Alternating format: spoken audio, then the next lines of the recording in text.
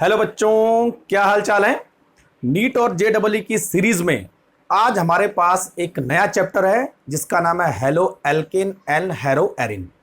देखो बच्चों, जो भी चैप्टर मैं JEE और नीट की सीरीज में ले रहा हूं उसमें नीट और JEE के पॉइंट ऑफ व्यू से ही लेक्चर दिया जा रहा है। तो आप ये कोशिश करना कि आपको पहले से ही वो चैप्टर पढ़ के आना है। एटलीस्ट एक बार आपको चैप्टर पढ़ना ही पड़ेगा, तब आपके लिए ये वीडियो फायदेमंद होने वाला है। जो बच्चे एकदम नया नया पढ़ेंगे उनके लिए शायद मुश्किल हो, तो मैं सबसे रिक्वेस्ट करूंगा कि एक बार आप जरूर चैप्टर पढ़ लें, उसके बाद ये वीडियो देखें और उसके बाद जो PDF मैं दे रहा हूं उनको सॉल्व करें। तो यकीन मानिए आपके कंसेप्ट काफ़ी क्लियर हो जाएंगे और जो भी क्वेश्चन नीट और JEE में आएगा इस चैप्टर से, तो वो आप आसानी से सॉल्व कर लोगे। ठीक है बच्चों, तो चलिए हेडिंग लगाएंगे सबके सब halo alkane and hello Erin, और क्या क्या इंपॉर्टेंट होने वाला है इस चैप्टर में देख लेते हैं। ठीक है बच्चों, तो हमारे पास है halo alkane and hello Erin. तो सबसे पहले बच्चों क्या इंपॉर्टेंट है, देखिए नंबर वन पर हम रखने वाले हैं नेम रिएक्शन। नेम रिएक्शन, कौन कौन सी नेम रिएक्शन है इस चैप्टर में, ठीक है, वो नोट करेंगे। तो बच्चों सबसे पहले हमारे पास है नंबर वन वुर्ज रिएक्शन। वुर्ज रिएक्शन देखो मिलती जुलते नाम से है वुर्ज रिएक्शन। दूसरी है हमारे पास वुर्ज फिटिक रिएक्शन। तीसरी हमारे पास है ओनली फिटिक रिएक्शन। क्लियर।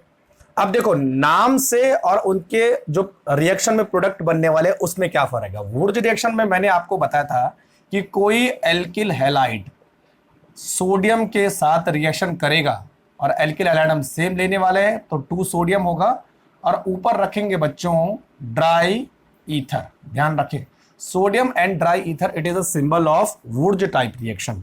तो हमें क्या मिलेगा, एक सिमेट्रिकल एल्केन मिलेगी प्लस 2Na हमें मिल जाएगा। This is called Wurtz reaction. Wurtz Fittig की बात करें बच्चों, तो इसमें एक एल्किल हैलाइड और प्लस एक एराइल हैलाइड यूज होता है। ध्यान रखिए बच्चों ना, एक एल्किल हैलाइड और एक एराइल हैलाइड। तो सोडियम और ईथर तो सब में कॉमन रहेगा, ध्यान रखें ना। और क्या बनेगा, जो ये बेंजीन रिंग है इसके ऊपर एक एल्काइल ग्रुप अटैच हो जाएगा इस तरह से। और जहां तक फिटिक रिएक्शन की बात करें, यहां पर दो एराइल हैलाइड यूज होंगे प्लस 2Na। ठीक है, तो होगा क्या बच्चों, यहां पर देखो ड्राई ईथर यहां भी सेम रोल प्ले कर रहा है। तो दो बेंजीन रिंग आपस में इस तरह से कनेक्ट हो जाएंगी। This is called biphenyl. Clear. अच्छा, अब याद कैसे करना है। वुर्ज का मतलब होता है बच्चों एल्काइल, और फिटिक का मतलब होता है एराइल, ऐसा ले सकते हैं। तो वुर्ज रिएक्शन है, इसका मतलब दो एल्काइल। वुर्ज एंड फिटिक है तो क्या यूज होगा, एल्काइल एंड एराइल। और अगर केवल फिटिक है तो फिटिक का मतलब ओनली एराइल। ठीक है, और लास्ट में जो प्रोडक्ट बनेगा वो बनेगा हाइड्रोकार्बन। तो इसमें बच्चों यानी एलिफेटिक हाइड्रोकार्बन, इसमें एरोमेटिक और एलिफेटिक दोनों का कॉम्बिनेशन, और इसमें एरोमेटिक हाइड्रोकार्बन बनेगा। कंसेप्ट क्लियर हो गया। ठीक है, तो ये हमारे पास वुर्ज की रिएक्शन है, और इसकी पहचान है बच्चों हमेशा सोडियम एंड ड्राई ईथर। तो जो भी आपने यहां पर एल्किल हैलाइड लिया वो डबल हो जाएगा। ठीक है, ये देखो इस तरह से। Concept clear. ठीक है, नेक्स्ट नेम रिएक्शन हमारे पास है, आपने पढ़ा होगा फिंकस्टीन एंड स्वाट रिएक्शन, है ना। अच्छा पहले चलो उससे पहले एक और रिएक्शन देख लेते हैं। नेम रिएक्शन में दूसरा हमारे पास है फिंकस्टीन रिएक्शन, REXN। और बच्चों दूसरी है हमारे पास तीसरी यानी SWART, स्वार्ट्स रिएक्शन। ठीक है, ये दोनों रिएक्शन जो है हैलोजन एक्सचेंज करती है। हैलोजन एक्सचेंज, है ना, यानी इन दोनों में एक हैलोजन दूसरे हैलोजन को रिप्लेस कर देगा। ठीक है, अब देखो फिंकस्टीन रिएक्शन में क्या होता है, RX प्लस यहां पर यूज होता है बच्चों सोडियम आयोडाइड और ऊपर लिखते हैं एसीटोन एज ए सॉल्वेंट। तो ये आयोडीन क्या करेगा, इस X को रिप्लेस कर देगा और हमेशा एल्काइल आयोडाइड बनेंगे। और जो बच्चों ये X है ये Cl भी हो सकता है और Br भी हो सकता है, फ्लोरीन नहीं होगा, ध्यान रखना। तो Cl और Br को I रिप्लेस कर देगा तो हमेशा एल्काइल आयोडाइड ही बनेंगे, ध्यान रखना, ऑलवेज। क्लियर। तो ये हमारे पास फिंकस्टीन रिएक्शन है। अगर मैं स्वार्ट रिएक्शन की बात करूं तो sword reaction is very good for formation of alkyl fluoride. अगर आपको पूछा जाए कि एल्काइल फ्लोराइड किस रिएक्शन से बनते हैं तो बच्चों स्वार्ट रिएक्शन से हम एल्काइल फ्लोराइड बना सकते हैं, हर किसी रिएक्शन से एल्काइल फ्लोराइड नहीं बनते हैं। दूसरा इसमें इंपॉर्टेंट पॉइंट है, यूज्ड बाय मेटल फ्लोराइड। कौन कौन से मेटल फ्लोराइड, देखो COF2, Hg2F2, SbF3, AsF3 and AgF। ये सारे के सारे मेटाइल फ्लोराइड यूज होते हैं और वो किसी दूसरे हैलोजन को एक्सचेंज कर लेते हैं। फॉर एग्जाम्पल देखो RX प्लस AgF में यूज कर रहा हूं कोई एक, तो ये F क्या करेगा, इसको एक्सचेंज कर लेगा। ठीक है बच्चों, तो यहां पे होगा हमारे पास RNF प्लस AgNX और X में भी ब्रोमीन एंड क्लोरीन। क्लियर। तो देखो यहां पर मेटल फ्लोराइड लेंगे हम तो फ्लोरीन क्या करेगा, हैलोजन को एक्सचेंज करेगा और एल्काइल फ्लोराइड बनेंगे। तो इनमें से कोई भी आप यूज कर सकते हो। तो ध्यान रखना, फिंकस्टीन रिएक्शन में एल्काइल आयोडाइड बनते हैं, स्वार्ट रिएक्शन में एल्काइल फ्लोराइड बनते हैं और हम क्या यूज करते हैं, मेटल फ्लोराइड यूज करते हैं। Concept clear. चलो ठीक है, तो ये 3 और 2 5 वुर्ज वाली और ये 2 ये हो गई। ठीक है, नेक्स्ट बच्चों हमारे पास है फ्रैंकलैंड रिएक्शन। फ्रैंकलैंड रिएक्शन तो शायद मैंने आपको ये बताई थी फ्रैंकलैंड रिएक्शन। इसमें यूज होता है बच्चों ZnN ईथर। ठीक है, वुर्ज में सोडियम एन ईथर, फ्रैंकलैंड में ZnN ईथर। काम सेम होगा, 2 एल्काइल हैलाइड Zn और यहां ईथर RnR प्लस ZnX2। हाँ 2 तो लेने की जरूरत नहीं पड़ेगी। क्लियर। तो यहां भी सेम बन रहा है हाइड्रोकार्बन, बस याद क्या रखना है, Zn और ईथर फ्रैंकलैंड के लिए। ठीक है बच्चों, तो ये हमारे पास 3 और 2 5 और एक 6 नंबर की रिएक्शन हो गई। नंबर एक 7वें नंबर की रिएक्शन आपने पड़ेगी सैंडमेयर रिएक्शन, बहुत इंपॉर्टेंट है। सैंडमेयर लिखते हैं ना, सैंडमेयर रिएक्शन। तो बच्चों सैंडमेयर रिएक्शन में क्या होता है, देखो एक हमारे पास डाइजोनियम सॉल्ट होता है जिसका नाम है BDC। अमीन में आपने पढ़ा होगा बेंजीन डाइजोनियम क्लोराइड। ठीक है, तो होता क्या है कि जो बेंजीन डाइजोनियम क्लोराइड है उसका अगर हम कॉपर सॉल्ट के साथ, जैसे Cu2Br2 ऐसा लिखा जाता है, प्लस Br2, सॉरी Br2 नहीं HBr है ना, HBr। यहां पे देखो Cu2Cl2 plus HCl and Cu2Cl2 plus KCl। तो बच्चों इसमें क्या है, जो न्यूक्लियोफाइल होता है, यहाँ पे न्यूक्लियोफाइल कौन सा होता है, यहाँ पे Br न्यूक्लियोफाइल है या Cl न्यूक्लियोफाइल है या Cn न्यूक्लियोफाइल है, इस पूरे ग्रुप को रिप्लेस कर देता है और खुद उसके जगह में आ जाता है। तो अल्टीमेटली देखो यहाँ पर क्या बनने वाला है, यहाँ पर बनने वाला है ब्रोमोबेंजीन, यहाँ पर बनने वाला है क्लोरोबेंजीन और बच्चों यहाँ पर हमें बनने वाला है साइनोबेंजीन। तो दिस इज सैंडमेयर रिएक्शन। ठीक है, और जो हमारा बाय प्रोडक्ट होगा वो होगा N2 प्लस HCl, ये वाला Cl इधर भी N2 प्लस HCl और इधर भी होगा बच्चों N2 प्लस KCl, है ना। मेन इस पे आपको ध्यान देना है, दिस इज सैंडमेयर रिएक्शन। तो सैंडमेयर रिएक्शन में बच्चों कॉपर का यूज होता है, और कॉपर किस फॉर्म में होता है बच्चों, Q+ की फॉर्म में होता है, ध्यान रखना, Cu+ की फॉर्म में होता है। क्लियर कंसेप्ट, ठीक है। चलो, तो इस तरह से हम जो है सैंडमेयर रिएक्शन के थ्रू भी जो है हैलोजन को यानी हेलो एरिन को बना सकते हैं। कंसेप्ट क्लियर हो गया। चलो, कितनी रिएक्शन हुई, 6 और 7, ठीक है। नेक्स्ट बच्चों हमारे पास रिएक्शन आती है एक हुंस-डीकर रिएक्शन, हुंस-डीकर रिएक्शन। अच्छा, हुंस-डीकर रिएक्शन किसके लिए इंपॉर्टेंट है, जो हमने हेलो एल्केन बनाना है या हेलो एरिन बनाना है। This is used silver salt, BER, silver salt, ध्यान रखना, जहां कहीं सिल्वर सॉल्ट यूज हो इसका मतलब हम वहां पर हुंस-डीकर रिएक्शन कर रहे हैं। अब देखो कैसे होती है, आपने यहां पर लिखा RCS2COOAG, देखो सिल्वर सॉल्ट किसका, कार्बोक्सिलिक एसिड का सिल्वर सॉल्ट यूज करेंगे, और यहां पर लिखेंगे बच्चों Br2, और ऊपर हम इसको हीट करेंगे तो ये Ag और Br और साथ में CO2 निकलेगा। तो अब यहां पर क्या होगा बच्चों, CH2Br, सीधे देखो इतना हिस्सा जो है Br के साथ जुड़ गया, और क्या निकला, plus AgBr plus CO2 as a by product हो गया, है ना, इस तरह से।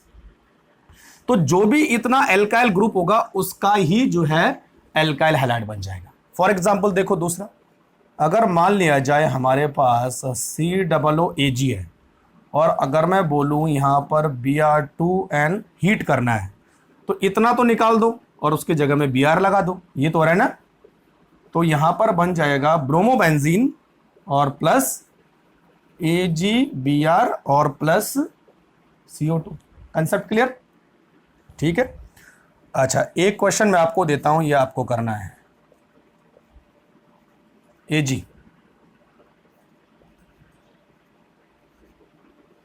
चलो जरा सॉल्व करो इसे, नोट भी करते जाओ साथ में, है ना, किस तरह से नेम रिएक्शन बन रही है, ठीक है भाई।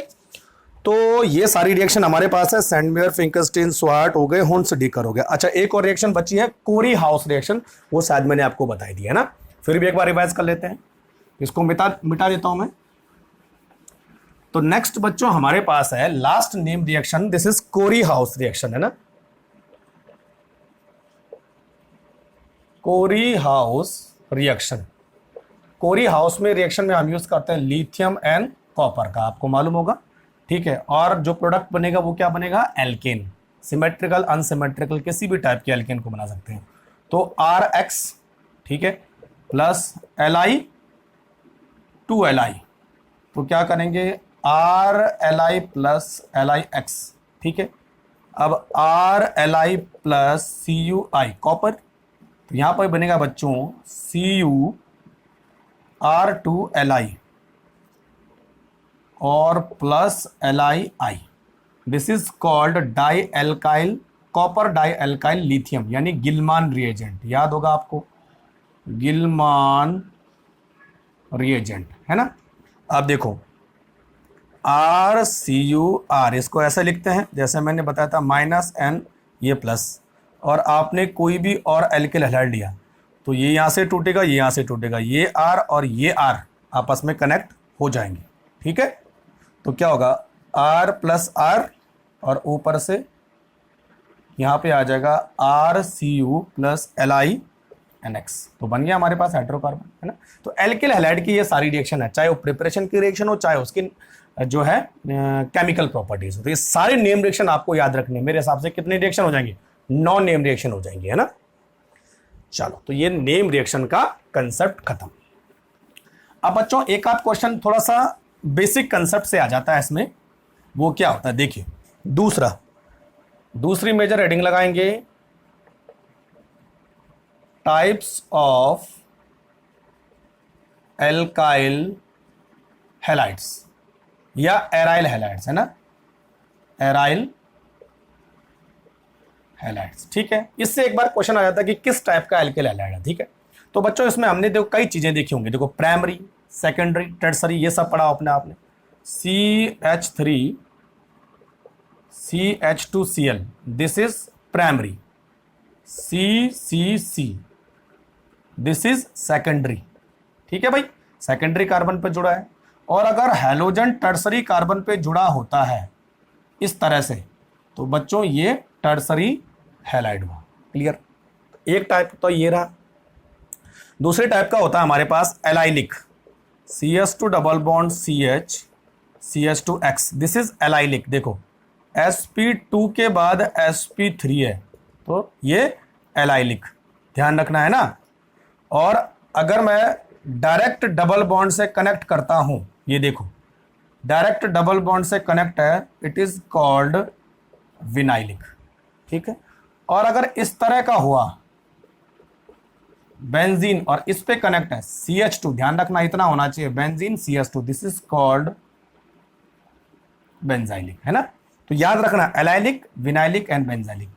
इसको अगर मैं इस तरह भी लिखता हूं, देखो अगर डबल बॉन्ड यहां पर है, डबल बॉन्ड से कोई हैलोजन जुड़ता है, दिस इज कॉल्ड विनाइलिक, ये वाला विनाइलिक, क्योंकि डबल बॉन्ड से जुड़ा है। अगर हैलोजन यहां जुड़ता है, देखो डबल बॉन्ड के बाद ये सिंगल बॉन्ड है, यानी sp3 वाला है, तो बच्चों ये वाला कार्बन होगा एलाइलिक। तो इस तरह भी हम लिख सकते हैं। ठीक है? अच्छा, नेक्स्ट हमारे पास आता है, देखो CH2 single bond CH2 ClNCl। और बच्चों एक इस तरह का आता है CH3 CH और Cl और Cl, इसको बोलते हैं बच्चों जेमिनल, जेमिनल, और इसको हम बोलते हैं विसिनल। यानी विसिनल का मतलब होता है दो एक के बाद एक कार्बन, कंसेक्यूटिव कार्बन पे दो हैलोजन जुड़े हैं। आपने कोई लंबी चेन बनाई और यहां पर हैलोजन जोड़ दे, तो उसको हम विसिनल बोलेंगे। यहां पर और यहां पर हैलोजन विसिनल नहीं होंगे, ध्यान रखना, एक के बाद एक होने चाहिए, अल्टरनेट नहीं होने चाहिए, this will be the vicinal. और अगर एक ही कार्बन पर जुड़े हों तो उसको हम बोलते हैं जेमिनल। सपोज मान लिया जाए ये लंबी चेन है और एक ही कार्बन पे दो हैलोजन आपने लगा दिए, दिस इज कॉल्ड जेमिनल। ठीक है? अच्छा, एक और नाम से इसको जानते हैं, इसका नाम होता है बच्चों इथाइलिडीन। देखो नाम है इथाइलिडीन डाइक्लोराइड, लिडीन के नाम से आएगा। और इसका नाम होगा बच्चों इथाइलिन, इथाइलिन डाइक्लोराइड। देखो कई बार बच्चे कंफ्यूज होते हैं कि डबल ई नहीं आ रहा है, इथाइलिन, तो डबल बॉन्ड लगाना है, लेकिन ध्यान रखना vicinal dihalide is also called ethylene dichloride, और जेमिनल डाइहैलाइड यानी geminal halides is called ethylidene dichloride. तो इसको नोट करते जाओ, है ना, इसके नाम से कई बार क्वेश्चन, ये टाइप्स ऑफ एल्काइल हैलाइड, इससे जो है इस तरह का क्वेश्चन बनता है। ठीक है भाई, समझ में आ गया? तो नोट करते जाओ फटाफट। अच्छा, तो ये हो गया पूरा।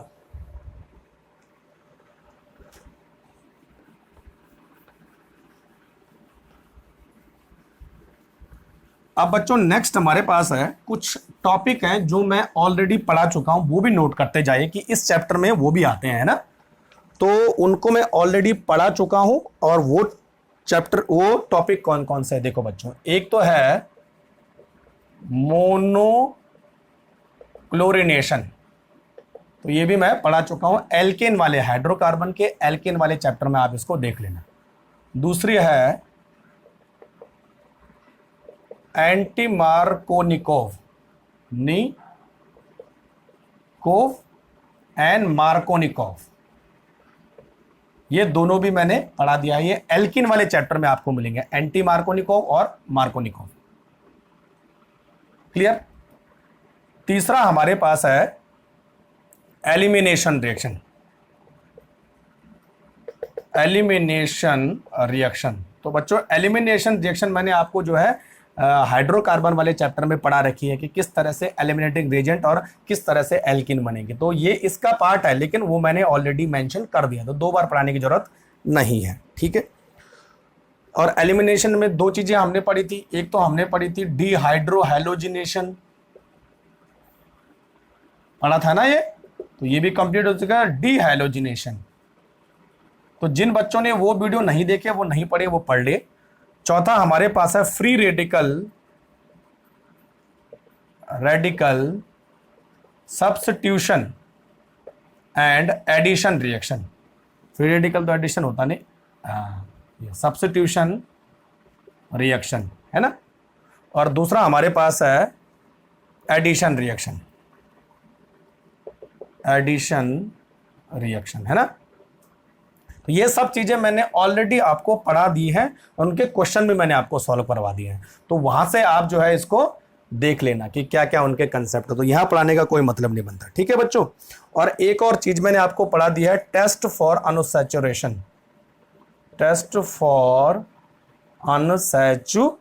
जिसमें हम दो कंपाउंड यूज करते हैं। एक करते हैं Br2 और कार्बन टेट्राक्लोराइड, और दूसरा करते हैं एल्केलाइन KMnO4। हाँ, एल्केलाइन KMnO4, जिसको हम बोलते हैं 1% यानी बायर सोल्यूशन, यानी बायर रिएजेंट हुआ ना, ठीक है। तो इन दोनों का हम यूज करते हैं। तो ये मैं ऑलरेडी पढ़ा चुका हूं, ये आप जो प्रीवियस वीडियो हैं उनमें आप इनको देख सकते हैं, ठीक है भाई। चलो,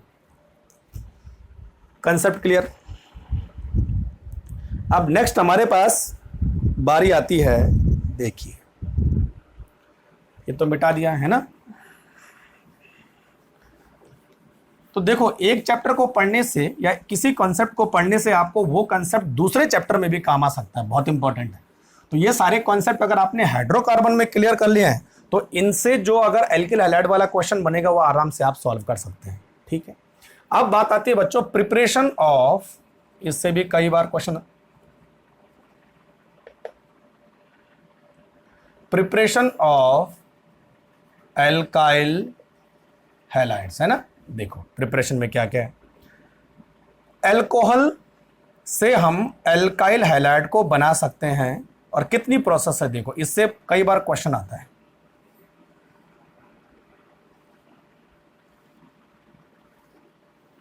एक तो अगर अल्कोहल को PCl5 के साथ रिएक्शन करेंगे तो बच्चों यहां पर हमें एक एल्काइल हैलाइड मिलता है RCl, यानी PCl5 क्या करेगा, OH को रिप्लेस करेगा और उसकी जगह में Cl आ जाएगा, ठीक है। इसी तरह जो है PCl3 भी जो है OH को रिप्लेस करके उसको हमें RCl में कन्वर्ट कर देता है।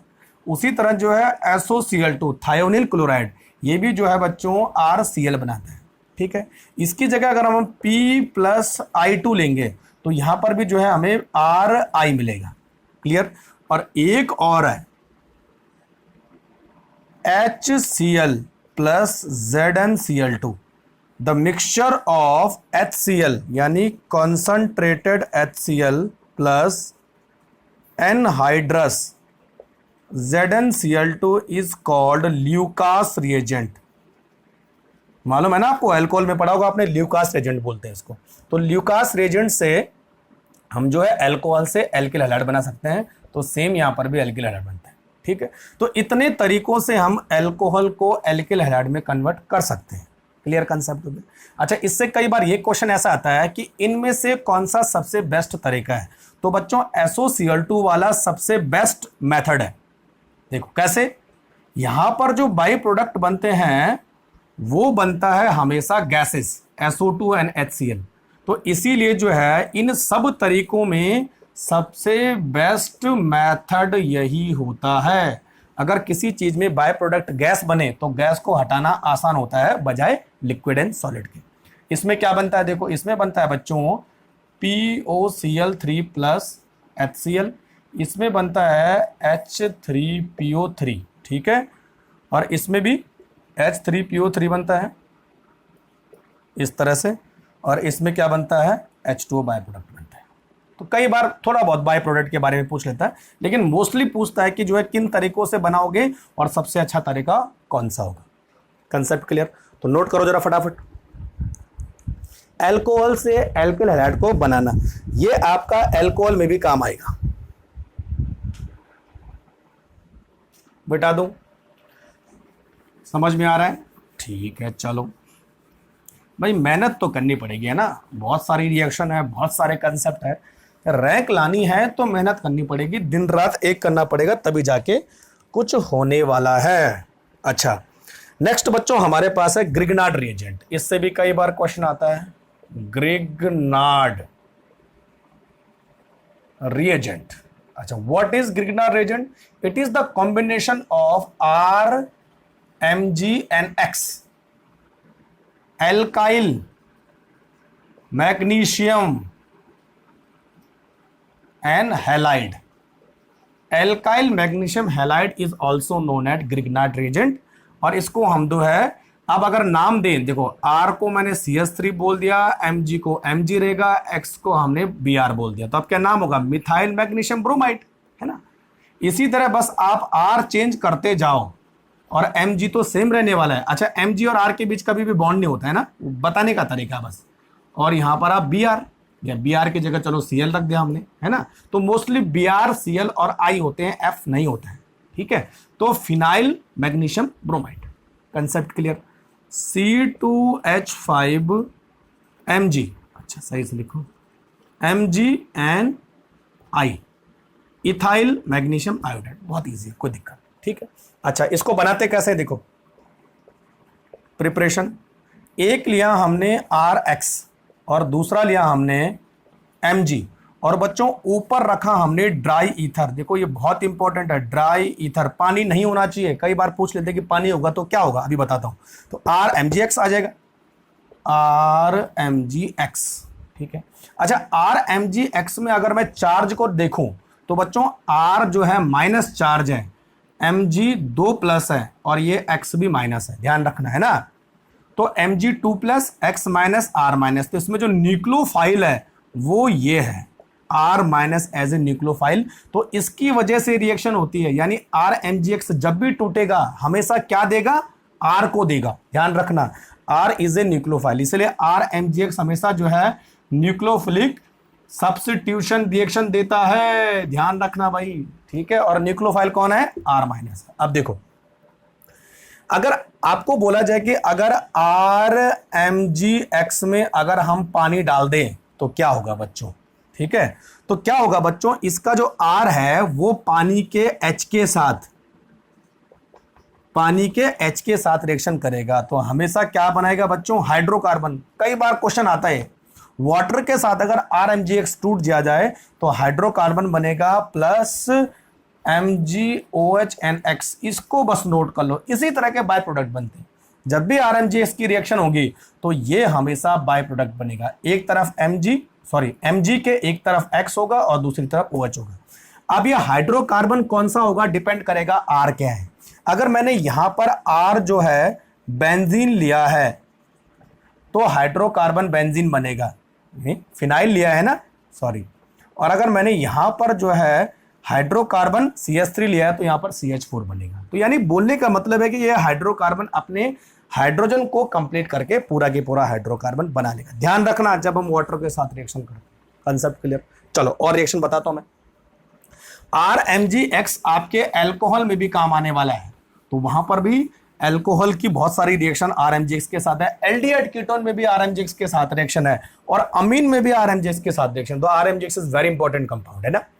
देखो अब मैंने रखा है RMgX इधर। अच्छा बच्चों देखो, RMgX जब किसी भी एसिडिक कंपाउंड के साथ रिएक्शन करता है, एसिडिक कंपाउंड है ना, ध्यान रखना।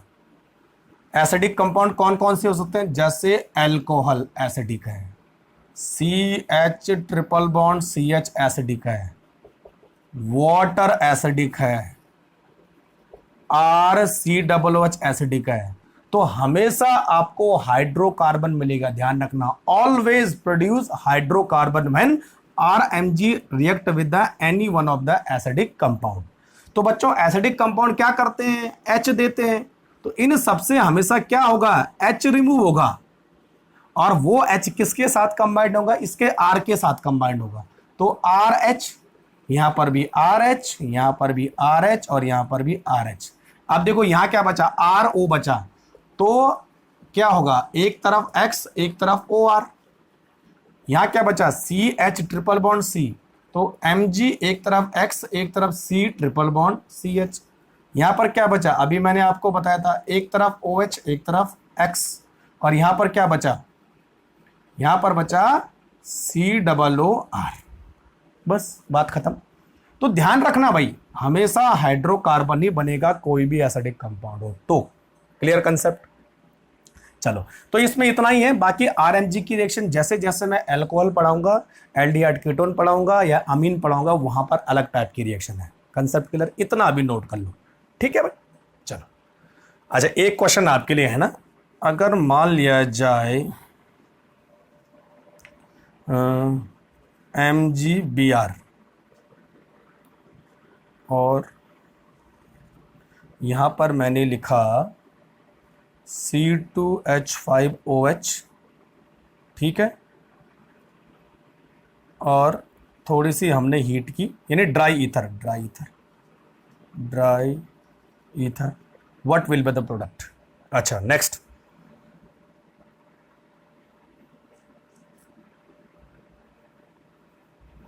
C2H5Br Mg ईथर, ठीक है, Mg ईथर बना A, और A की रिएक्शन हमने की H2O से, तो बना B। अब मुझे A और B के बारे में बताओ, ठीक है। चलो, तो ये दो क्वेश्चन आपके लिए, आप सॉल्व करो इसको देखकर। इतना कंसेप्ट क्लियर हो गया, ठीक है। अब बच्चों हमारे पास नेक्स्ट है, देखो नेक्स्ट क्या है हमारे पास। तो RMgX को कभी भी हम जो है हाइड्रस कंडीशन में नहीं बनाएंगे। अगर हाइड्रस कंडीशन में बनाओगे तो RMgX कभी नहीं बनेगा, क्या बनेगा, हाइड्रोकार्बन बन जाएगा, है ना। चलो, अब एक क्वेश्चन आता है बच्चों,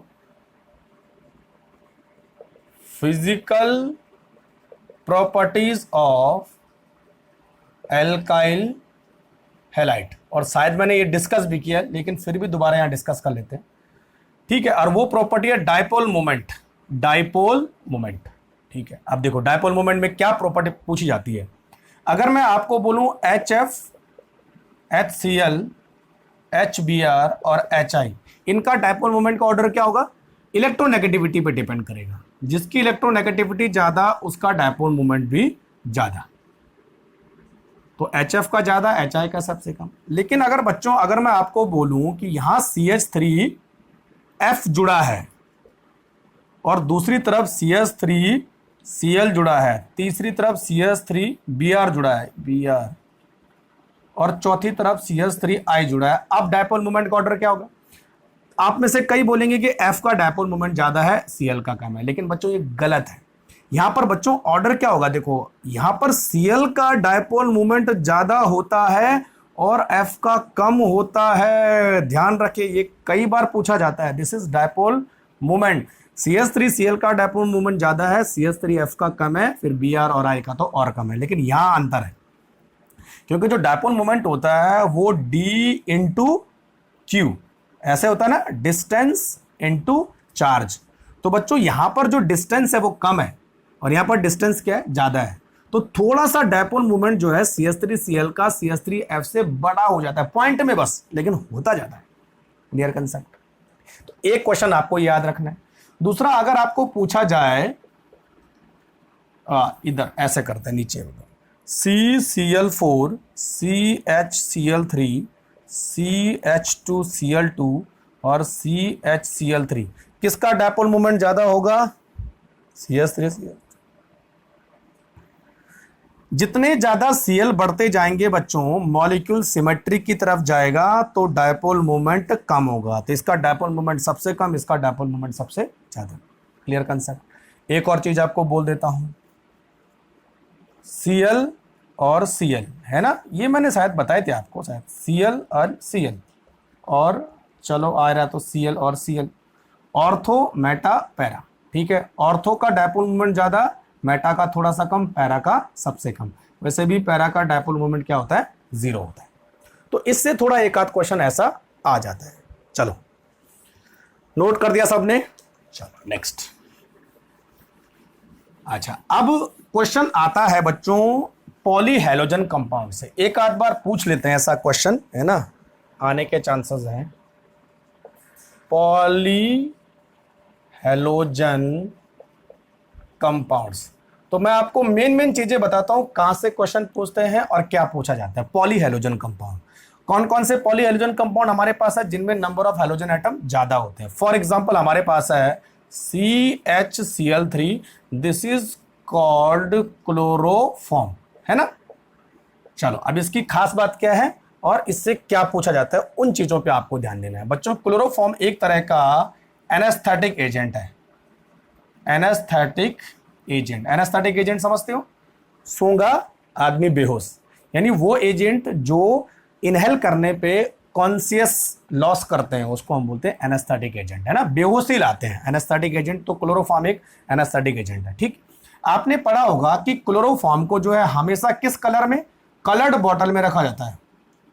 coloured bottle and air tight container, air tight container, एकदम ढक्कन पूरी तरह से बंद होना चाहिए और बॉटल कलर्ड होनी चाहिए। लेबोरेटरी में जाके देख लेना अपनी, ठीक है। ऐसा क्यों? क्योंकि बच्चों जो क्लोरोफॉर्म होता है वो ऑक्सीजन के साथ रिएक्शन करके in the presence of light, यानी लाइट और ऑक्सीजन के साथ रिएक्शन करके एक पॉइजनस गैस बनाता है जिसका नाम है COCl2। This is called phosgene, PHOSGE, यानी ध्यान रखना फॉस्फीन नहीं, फॉस्जीन है। और इसका दूसरा नाम है कार्बोनिल क्लोराइड, ठीक है, कार्बोनिल क्लोराइड।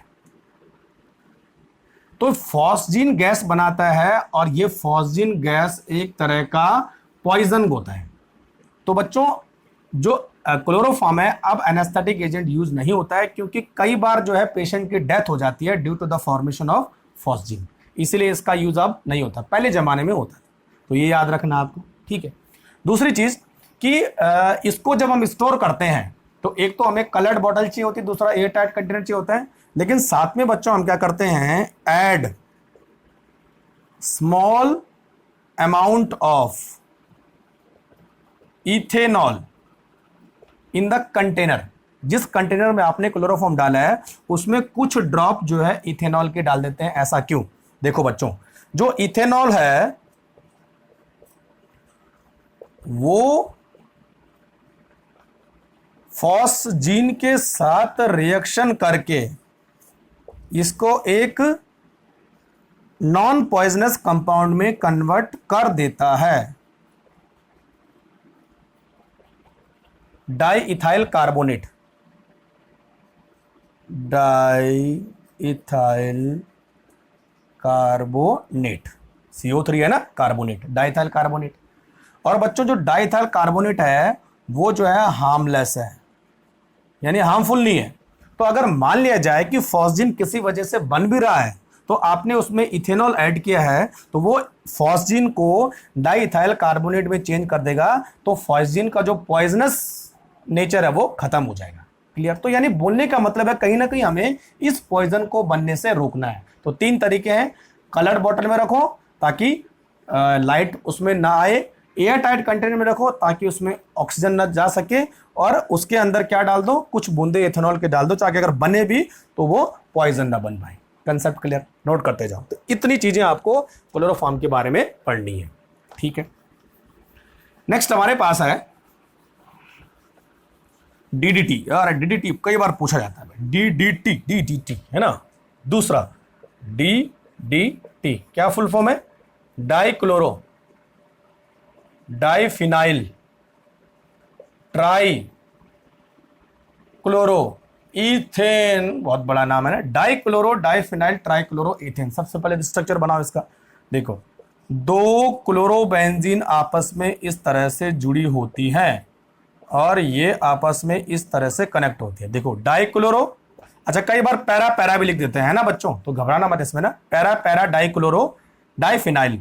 अब देखो ट्राइक्लोरो एथेन, देखो 2 कार्बन है, 1 कार्बन है, 1 कार्बन है, ट्राइक्लोरो एथेन। अच्छा इसमें टोटल क्लोरीन कितने, 1 2 और 3 5 क्लोरीन है, ठीक है। अच्छा एक बार इससे जो है सिग्मा बॉन्ड और पाई बॉन्ड भी पूछा गया था, कितने सिग्मा बॉन्ड है कितने पाई बॉन्ड है, तो काउंट कर लोगे, ये मैं नहीं बताने वाला, ठीक है। तो इसका स्ट्रक्चर, इसका नाम। अच्छा बनता कैसे, देखो एक आध बार इसका भी पूछा गया है, कैसे बनाया जाता है।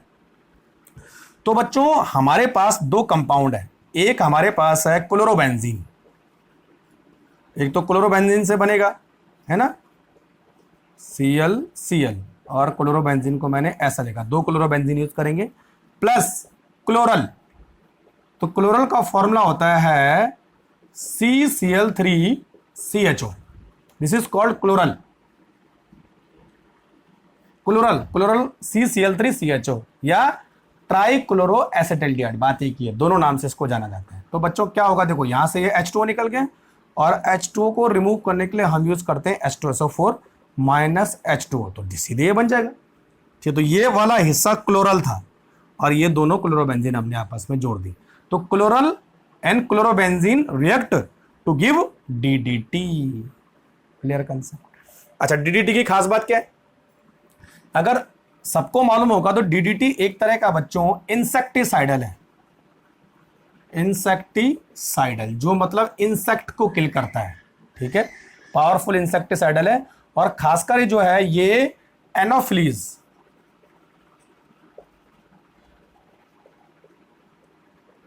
एनाफ्लीज मॉस्किटो को ज्यादा किल करता है, इसीलिए जो है मलेरिया के फैलने के चांस कम हो जाते हैं, क्योंकि आपको पता है जो फीमेल एनाफ्लीज मॉस्किटो है उसी की वजह से मलेरिया फैलता है।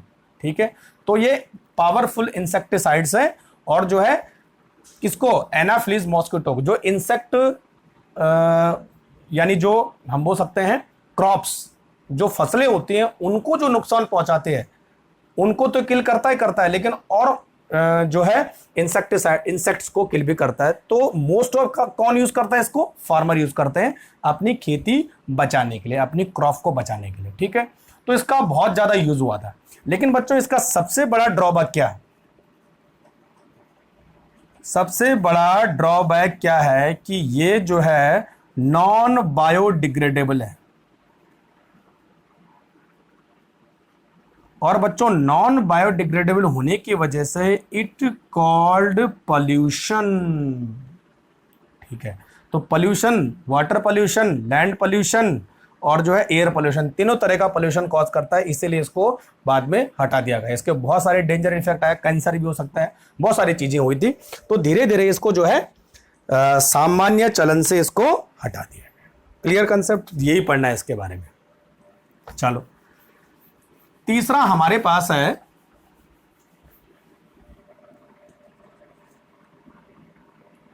CCl4 यानी कार्बन टेट्राक्लोराइड, कार्बन टेट्राक्लोराइड है ना। कार्बन टेट्राक्लोराइड मोस्टली जो है एक सॉल्वेंट की तरह काम करता है और बच्चों ये एक तरह का फायर एक्सटिंग्विशर भी है, आग बुझाने के लिए काम आता है, आग बुझाने के लिए ध्यान रखना। वैसे ड्राई CO2 यूज होते हैं, लेकिन कभी CCl4 भी as a fire extinguisher use होता था, लेकिन मोस्टली क्या होता है ये एज ए सॉल्वेंट यूज होता है। क्लियर। और कुछ एविडेंस ऐसे भी हैं कि ये ओजोन लेयर को भी डेप्लेट करता है, उसको डिस्ट्रॉय करता है। ठीक है, तो कार्बन टेट्राक्लोराइड के बारे में ये पढ़ना है। चौथा हमारे पास है CHI3 यानी आइडोफॉर्म। आइडोफॉर्म बच्चों, आइडोफॉर्म क्या होता है, आइडोफॉर्म एक तरह का एंटीसेप्टिक है। एंटीसेप्टिक मतलब यानी वो केमिकल्स जो लिविंग सरफेस पर बैक्टीरिया को किल करते हैं, दे आर कॉल्ड एंटीसेप्टिक। जैसे डिटॉल हम यूज करते हैं, ठीक है, और बहुत सारी जो एक्सटर्नल क्रीम्स आती हैं वो भी एंटीसेप्टिक्स होती हैं, आयोडीन की क्रीम आती है। तो बच्चों ये एंटीसेप्टिक प्रॉपर्टी शो करता है, और एंटीसेप्टिक प्रॉपर्टी किस लिए शो करता है, ड्यू टू द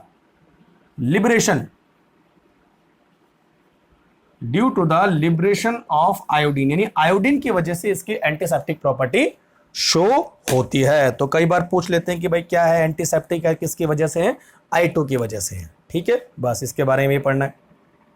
अच्छा, ये किस कलर का होता है, येलो कलर का कंपाउंड होता है। ठीक है, पांचवा हमारे पास है CF2Cl2। चलो बताओ इसका नाम है बच्चों फ्रेऑन, FREON, फ्रेऑन। और फ्रेयॉन जो है एक तरह का क्लोरोफ्लोरोकार्बन है, CFCs। ठीक है, फ्रेयॉन का यूज क्या है? They are used as a coolant. Coolant यानी जो ठंडा करते हैं, और ठंडा कौन सा करते हैं? एक एयर कंडीशन हो गया और एक रेफ्रिजरेटर।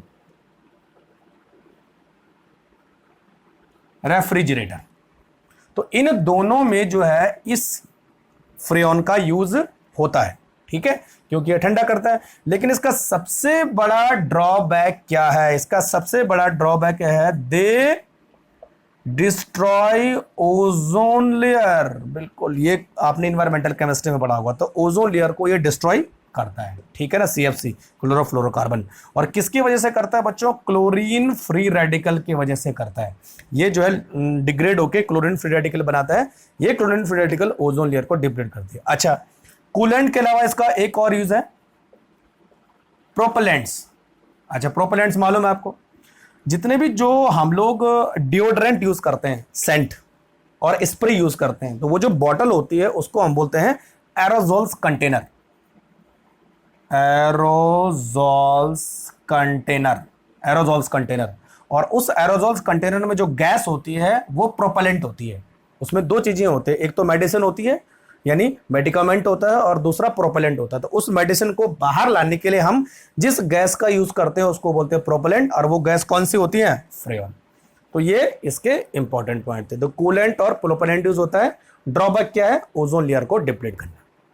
ठीक है, तो ये सारे बच्चों हमारे पास पॉलीहेलोजन कंपाउंड है, जिन पर बहुत सारे क्वेश्चन पूछे भी जाते हैं। लेकिन आपको मेन चीजों का ध्यान रखना है। तो ये नोट करते जाओ क्या क्या मेन चीजें हैं, क्या क्या पढ़नी है, बस इसके अलावा और कुछ नहीं आता इससे। ठीक है, चलो एक और चीज इसमें कवर करते हैं, उसके बाद फिनिश कर देते हैं, है ना। अच्छा, नेक्स्ट हमारे पास है बच्चों, देखो देखो देखो देखो देखो क्या है? न्यूक्लियोफाइल, है ना। हाँ,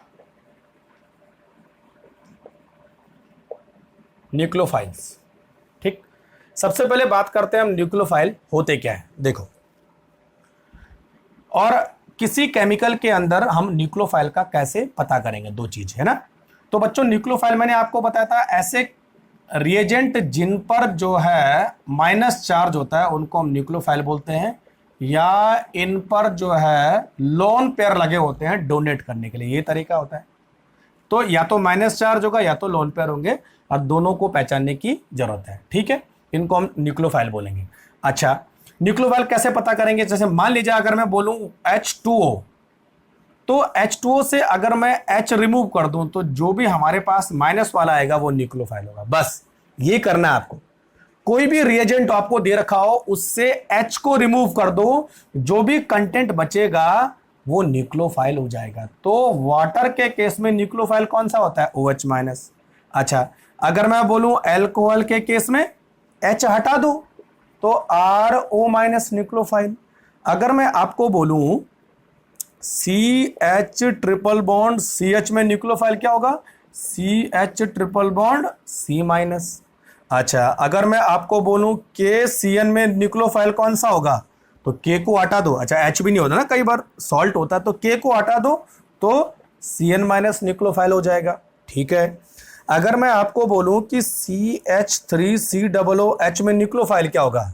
H को हटा दो CH3COO माइनस। अगर मैं आपको बोलूं कि H2S में न्यूक्लियोफाइल क्या होगा? H हटा दो तो क्या बना? SH माइनस, है ना। अगर आपको बोला जाए कि NH3 में न्यूक्लियोफाइल क्या होगा? तो बच्चों NH3 एज इटसेल्फ न्यूक्लियोफाइल होता है, लेकिन अगर H हटा के बनता है तो NH2 माइनस भी इसका न्यूक्लियोफाइल होगा। ये तो हुआ ना। अच्छा, CH4 में न्यूक्लियोफाइल कौन होगा? CH3 माइनस, इस तरह का न्यूक्लियोफाइल, ये भी न्यूक्लियोफाइल है। तो इस तरह से कोई भी केमिकल आपको दे रखा हो, न्यूक्लियोफाइल कैसे पता करते हैं? H हटा दो, अगर सॉल्ट हो तो प्लस वाला हटा दो, है ना, तो माइनस वाला पार्ट उसका न्यूक्लियोफाइल बन जाएगा। Concept clear? अच्छा देखो, RMgX में न्यूक्लियोफाइल बताओ, ये मैंने अभी बताया था। लिथियम एल्यूमिनियम हाइड्राइड में न्यूक्लियोफाइल कौन सा होगा?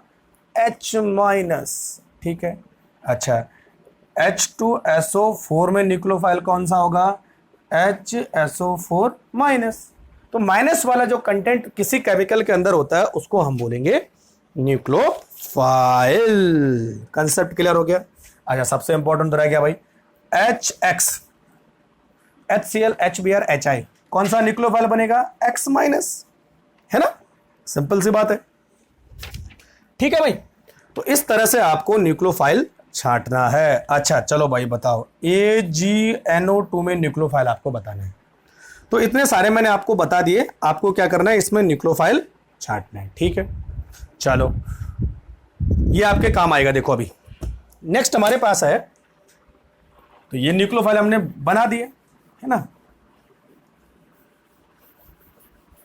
न्यूक्लियोफाइल से बच्चों दो तरह के क्वेश्चन आते हैं, एक कौन अच्छा न्यूक्लियोफाइल है और एक रिएक्शन वाला। तो आज मैंने आपको वीडियो दे रखा है, उसमें न्यूक्लियोफाइल एंड न्यूक्लियोफिलिसिटी वाला एक वीडियो है, तो वो जरूर देखना। यानी किस न्यूक्लियोफाइल की बेसिसिटी ज्यादा अच्छी होगी और कौन न्यूक्लियोफाइल ज्यादा अच्छा होगा, वो दो क्वेश्चन आते हैं। किस पर? देखो मैं लिख देता हूं, बेसिसिटी पर क्वेश्चन आता है इससे, बेसिसिटी, और दूसरा क्वेश्चन आता है न्यूक्लियोफिलिसिटी पे। दो क्वेश्चन इससे पूछे जाते हैं, एक बेसिसिटी पर, न्यूक्लियोफिलिसिटी। दोनों का मैंने आपको आज वीडियो दे दिया है, तो ये जरूर देखना, इस पे कई बार क्वेश्चन आता है, ठीक है। नहीं देखा देख लेना। अच्छा, अब दो तरह के न्यूक्लियोफाइल होते हैं बच्चों, देखो एक होता है यूनिडेंटेट, अच्छा डेंटेट लिखेंगे, हाँ बाइडेंटेट या हाँ डेंटेट, चल डेंटेट ही लिखते हैं, और एम्फीडेंटेट, चलो ये, या कई बार एम्फीफाइल, एम्फीफाइल भी बोल देते हैं ना। अच्छा देखो, मान लीजिए हमारे पास एक न्यूक्लियोफाइल है OH माइनस और दूसरा हमारे पास है C triple bond minus C पर होता है ना, ठीक है। अब देखो इस न्यूक्लियोफाइल में बच्चों जो सबस्ट्रेट होता है केवल इसी डायरेक्शन से अटैक करता है, लेकिन इस न्यूक्लियोफाइल में जो सबस्ट्रेट होता है वो दो डायरेक्शन से अटैक कर सकता है। तो ऐसे न्यूक्लियोफाइल जहां पर दो डायरेक्शन से अटैक पॉसिबल है तो दो प्रोडक्ट बन सकते हैं। देखो एक प्रोडक्ट RNC आइसोसाइनाइड बनेगा और दूसरा प्रोडक्ट RCN बनेगा, साइनाइड बनेगा। तो ऐसे न्यूक्लियोफाइल जहां पर अटैक दो साइट पर पॉसिबल है, दिस इज कॉल्ड एम्फीडेंटेट न्यूक्लियोफाइल या एम्फीफाइल न्यूक्लियोफाइल बोलते हैं या बाइडेंटेट बोलते हैं। लेकिन ऐसे न्यूक्लियोफाइल जहां पर केवल एक ही साइड से अटैक पॉसिबल है उनको हम बोलते हैं यूनिडेंटेट न्यूक्लियोफाइल। यहां से अटैक कभी भी पॉसिबल नहीं होगा। Concept clear? तो बच्चों हमारे पास कुछ ही न्यूक्लियोफाइल हैं जो एम्फीडेंटेट होते हैं, बाकी सारे न्यूक्लियोफाइल यूनिडेंटेट होते हैं। तो उनमें से एक है हमारे पास CN माइनस और दूसरा है बच्चों NO2 माइनस। ध्यान रखना ये दो न्यूक्लियोफाइल, क्लियर? तो इसका याद रखना, ठीक। अब मैं आपको बताता हूं, एक दो रिएक्शन बहुत कंफ्यूज करती हैं, उसको भी खत्म करते हैं। देखो इसी की एम्फीडेंटेट, सपोज मान लीजिए हमने यहां पे लिखा है RX और इधर मैं लिख रहा हूं बच्चों AgCN, ध्यान रखना, और इधर मैं लिख रहा हूं KCN। अब देखो प्रोडक्ट अलग अलग बनेगा, यहां पर प्रोडक्ट बनेगा RNC एल्काइल आइसोसाइनाइड और बच्चों यहां पर प्रोडक्ट बनेगा एल्काइल साइनाइड। Clear concept? ध्यान रखना, AgCN के साथ हमेशा आइसोसाइनाइड बनता है और KCN के साथ हमेशा क्या बनता है बच्चों? साइनाइड बनता है। उसका रीजन है ये आयनिक है और ये कोवलेंट है, तो ये बॉन्ड तो टूटता नहीं है। यहां पर जो R है वो सीधे नाइट्रोजन पर अटैक करता है, जबकि यहां पर ये बॉन्ड टूटता है तो जो हमारा R है वो कार्बन पर अटैक करता है। क्लियर? दूसरा देखो RX, यहां पर हमने लिखा AgNO2, ठीक है, और बच्चों हमने यहां पर लिखा KNO2। इस पर बहुत क्वेश्चन आते हैं, बहुत कंफ्यूजन है, इसलिए यहां पर जो क्वेश्चन बनेगा बच्चों AgNO2, और AgNO2 का फॉर्मूला होता है, देखो AgN double bond O single bond O minus plus, और यहां पर बच्चों बनेगा KON डबल बॉन्ड O। देखो ये भी NO2 है, ये भी NO2 है, लेकिन अटैचमेंट अलग है। यहां पर सबस्ट्रेट का अटैचमेंट ऑक्सीजन से है, यहां पर गलत हो गया है, हाँ, यहां पर सबस्ट्रेट का अटैचमेंट किससे है? नाइट्रोजन से, बिल्कुल। तो बच्चों इसको हम बोलेंगे नाइट्रो एल्केन, नाइट्रो एल्केन, और इसको हम बोलेंगे एल्काइल नाइट्राइट।